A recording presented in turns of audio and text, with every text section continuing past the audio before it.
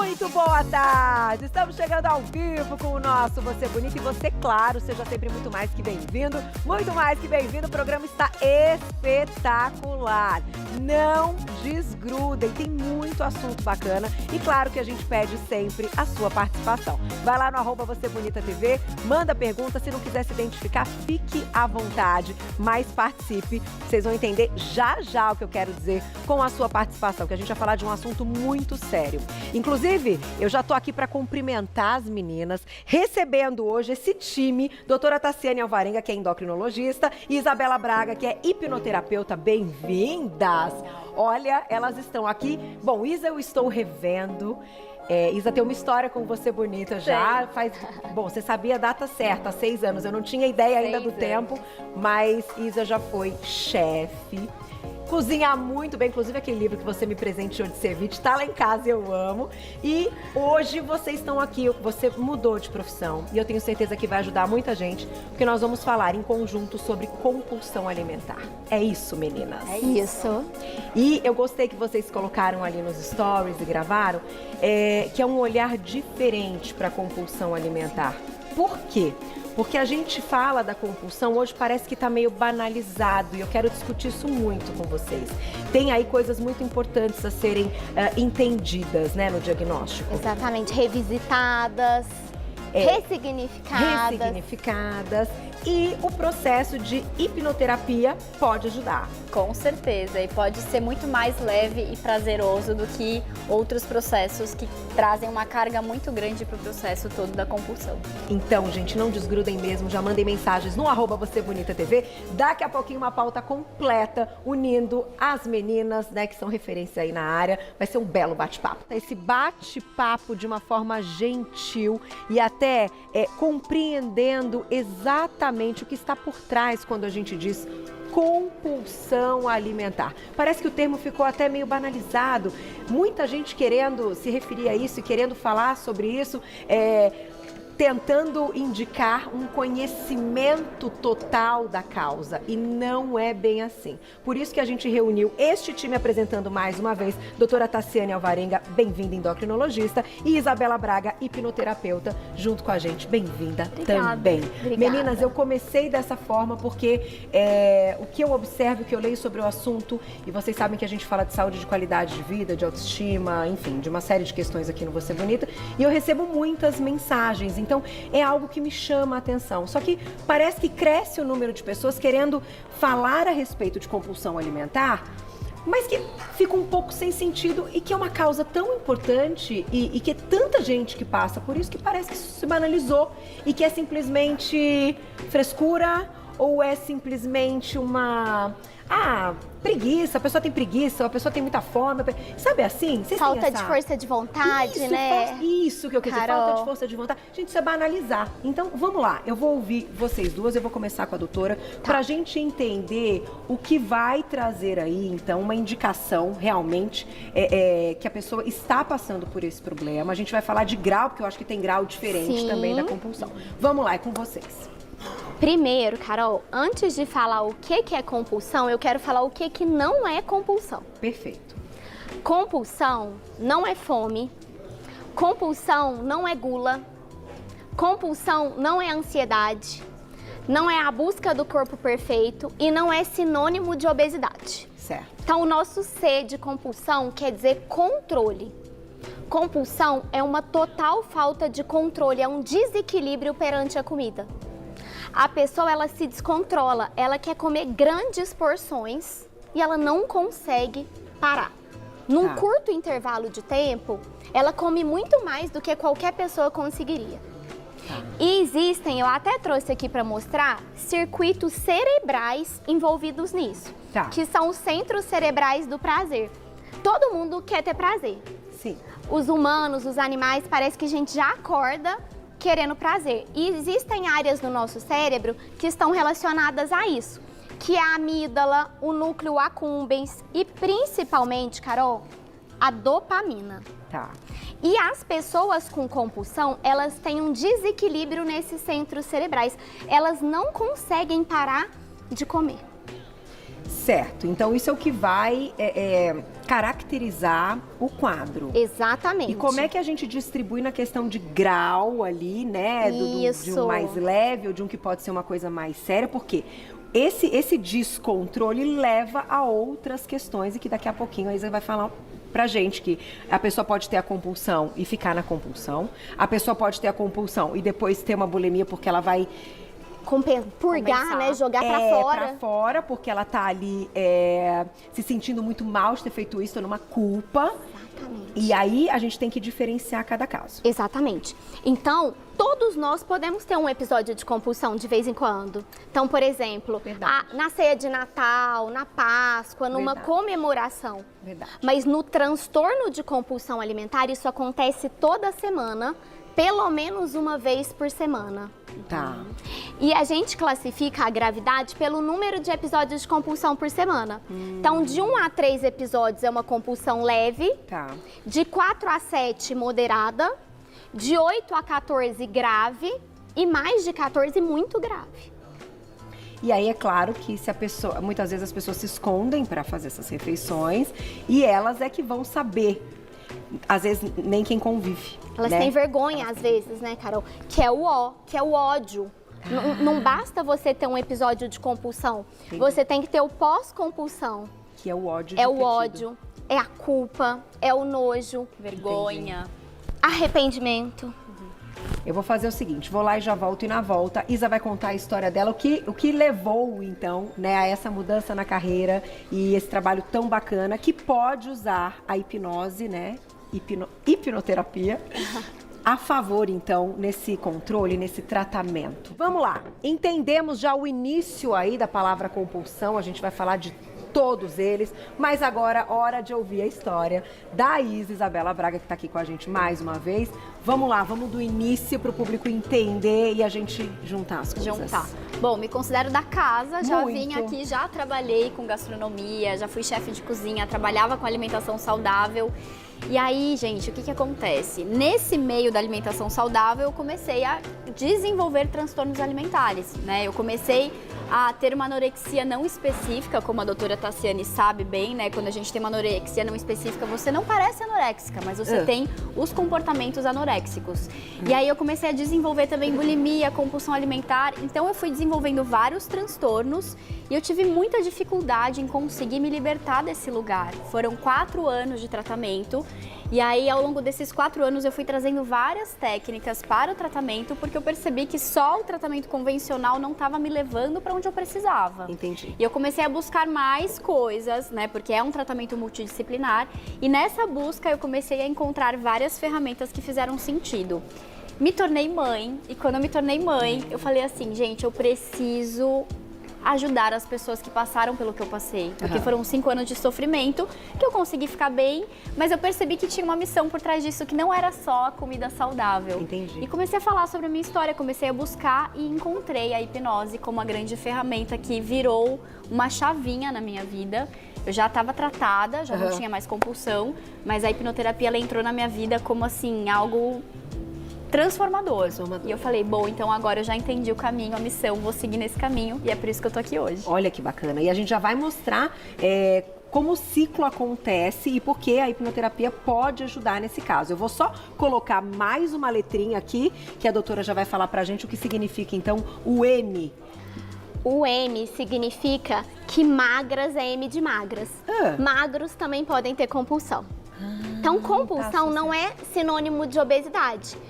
70% das pessoas que têm compulsão, como ingerem muita caloria, têm sobrepeso ou obesidade. Tá. Mas 30% são magros. Tem um IMC normal, tem o peso adequado. Que coisa. E mesmo assim, o tratamento da compulsão é importante.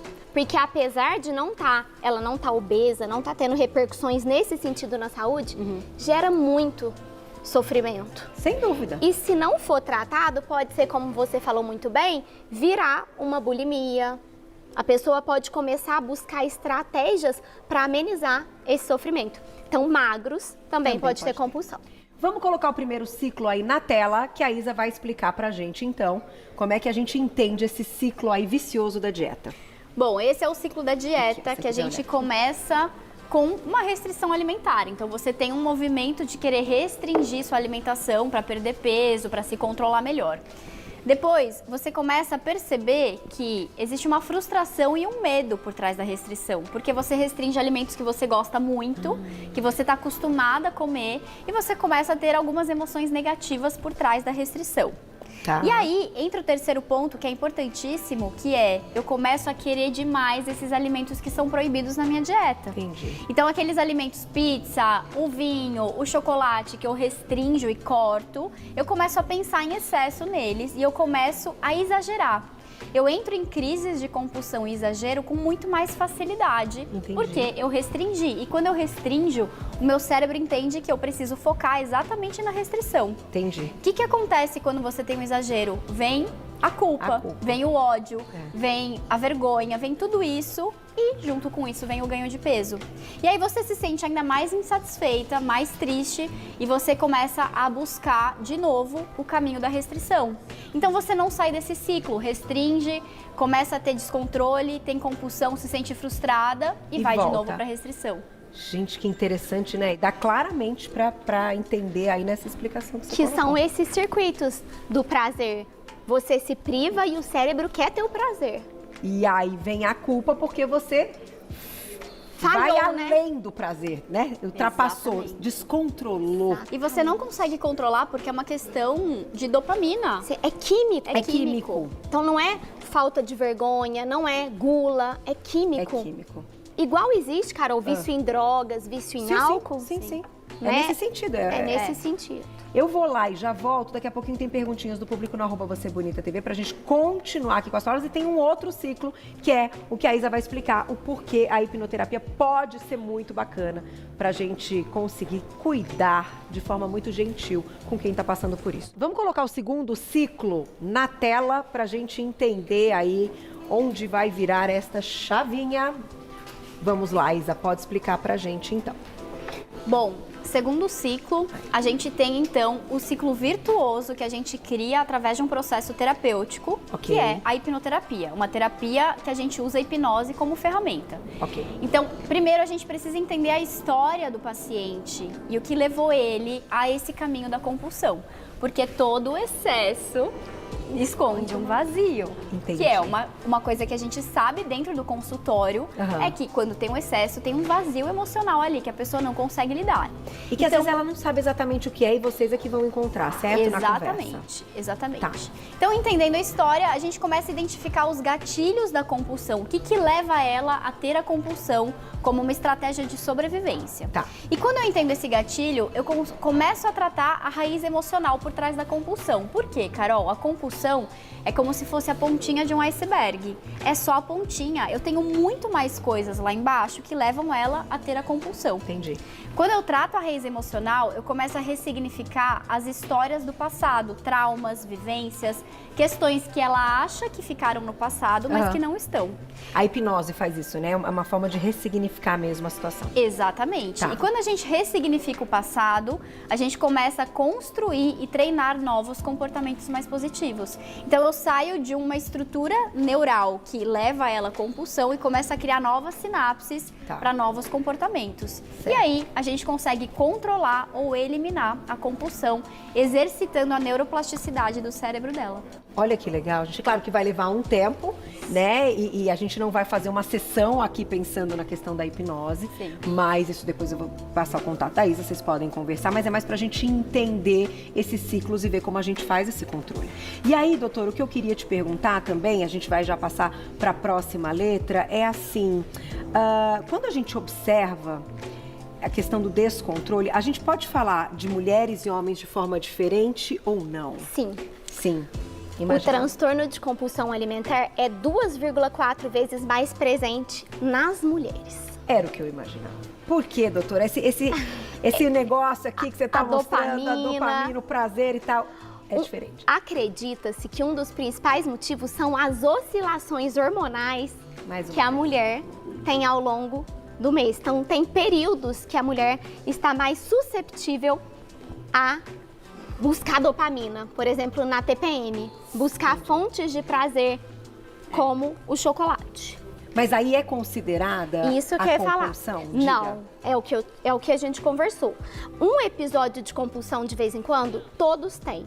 Agora, se mais de uma vez por semana você come uma barra de chocolate inteira e depois chora, sofre, se sente culpado e arrependido. Então, por exemplo, se 3 vezes na semana, seja com chocolate ou com uma pizza, e acontece também, Carol, com alimentos que não são gostosos. Às vezes a pessoa de madrugada come uma panela de arroz gelado.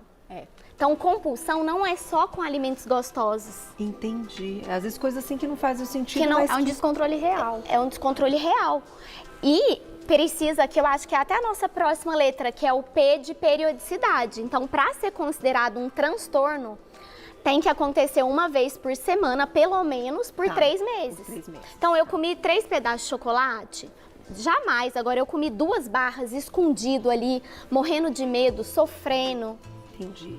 É diferente. E criança também pode ter, né? Sim, e muitas vezes a repressão dos pais faz a criança, ativa gatilhos de compulsão. Então, por exemplo, você não vai comer doce, ou você não pode comer lanche. A criança ela vai processando aquilo e ela pode desenvolver um episódio de compulsão. Então, é claro, não dá para liberar o geral, mas até o jeito de falar com a criança, olha, vamos negociar? Entendi. No final de semana você come, porque senão a gente está criando nessa criança possíveis gatilhos de compulsão lá na E frente. aí vai ficar cada vez mais difícil, É né? o ciclo vicioso que a Isa mostrou. Vamos falar da letra U agora?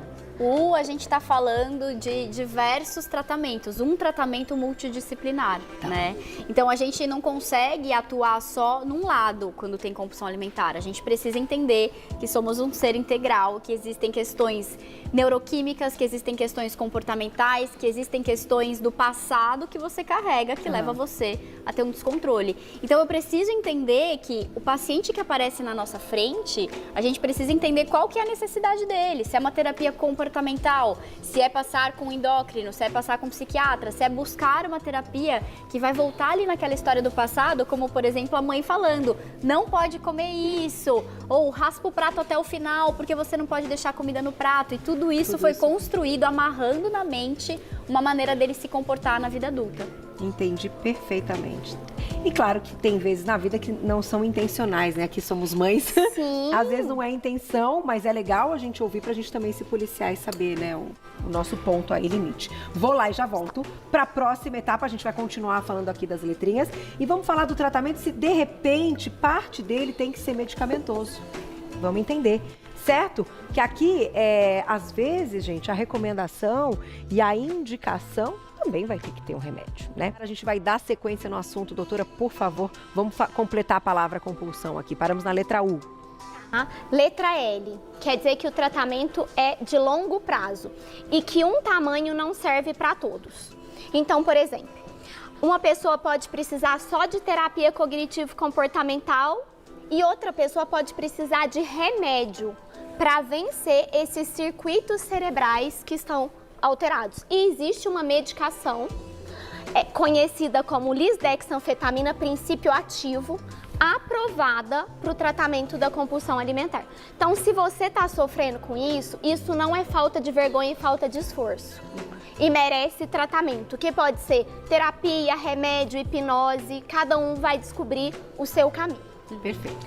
Letra S, finalizando, é de sofrimento. A maioria das pessoas com compulsão tem outras doenças psiquiátricas que muitas vezes estão alterando esse mecanismo de saciedade e saciação. Então, muitas vezes, ansiedade, insônia, transtorno do pânico, que está fazendo com que ela busque esse vazio, esse buraco, na comida. Letra A, eu vou deixar a Isa falar, que são dicas para pacientes com compulsão, alertas para ele fazer antes de comer. Os 4 Ds, Isa. Vamos lá, você vai me lembrar. A gente tem primeiro beber água, drink water, você se distrai um pouquinho bebendo água, fazer outras coisas, vai arrumar uma gaveta, vai dançar, liga para alguém para ver. Dá para esperar? Entendi. É isso mesmo ou o meu cérebro tá me confundindo? próximo. Delay, atrase, espera 5 minutos. Será que é fome? Será que é sede? O que eu tô sentindo? Tá. Escreve, Dá faz um passo pra diário. trás, como você pudesse ver de longe, né? Exatamente. E o último dos 4Ds? Drink water, delay, do something, do your better, faça o seu melhor. Sem dúvida. Aconteceu um episódio de compulsão, ok, depois você vai pensar o que foi o meu gatilho e levar isso para terapia. E seguir o dia seguinte normal. Volta para sua rotina. Isso é fundamental para que você quebre esse ciclo virtuoso da compulsão. E Carol, uma coisa super importante, quando a gente vai tratar um paciente com compulsão, a gente não usa a palavra dieta. A gente sempre fala alimentação inteligente. Comer normal. Comer normal, não tem alimentos proibidos e permitidos. É você assumir o controle Tá. sobre o que você come, é você não deixar ser a barra inteira. Mudar Isso é um o estilo de trabalho. vida, o comportamento com o estilo de vida. A letra O é sobre o objetivo do tratamento. Tá. Muitas pessoas acham que o objetivo de tratar a compulsão é emagrecer. Não é. Não é. Não. O objetivo de tratar a compulsão é diminuir os episódios de compulsão e o sofrimento. Sem O dúvida. emagrecimento vem como Acontecer natural. O consequência. objetivo é tratar a compulsão. O descontrole. O descontrole. É descobrir qual que é a falta que esse excesso está escondendo. Quais são os traumas que precisam ser Trabalhados, Trabalhados. ressignificados e tudo isso. Perguntinha do público, olha lá. Obrigada, Tati, um beijo. Como controlar a compulsão causada pela TPM? As 4 dicas vale bem, né, Tassi? Porque o momento da TPM é um momento que a gente realmente tem mais facilidade de se descontrolar. Então, vai fazer alguma coisa, bebe água, sai, desfoca, vai fazer um exercício físico, vai liberar essa dopamina de outro outras jeito formas. que não através da comida. E o que eu acho que realmente tá faltando, né, nessa integração até nesse cuidado, é que as pessoas não encontram outras fontes de prazer. E isso eu acho que é um tema que a gente pode trazer para uma próxima pauta, Importantíssimo. para a gente discutir por que as pessoas não estão conseguindo prazer de outras formas, né, na vida, de estarem num papo muito gostoso com alguém especial, de trabalharem numa coisa prazerosa que gostam, de estarem num momento de família e poderem conversar, de estar num momento de lazer, seja ele qual for, na prática da atividade física. Não é, meninas? de desviar o foco da comida. É. E de quando for comer, vivenciar esse momento também com prazer. Sem dúvida. Aí concordo com você. Muito obrigada, vocês arrasaram como sempre. Vai lá então, o Instagram da doutora endocrinologista, @Tassiane Alvarenga, tudo junto, @Tassiane Alvarenga, tudo junto. E da Isa, queridíssima também, @Isabela Braga, _ com Z. Isabela Braga, _ você já encontra todo o trabalho. Adorei revê-la, adorei doutora também. Obrigada, Voltamos amanhã ao vivo, 12:30 com muito mais. Fico Mulheres. Beijo, beijo. Obrigada, meninos.